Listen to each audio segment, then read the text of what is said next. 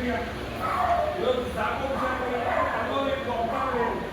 మన డబ్బు కాదు, బంగారం కాదు, మనం ఏది కాదు. దేవుని యొక్క మహాకృప అంటే ప్రార్థన చేసే ప్రభు కార్యం చేయండి, దేవుడు కృప చూపండి. మీ అందరి విషయాల్లో కూడా ప్రార్థనలో ఎన్నో కార్యాలు అందరికీ మీరు స్తోత్రం చెప్పొచ్చు.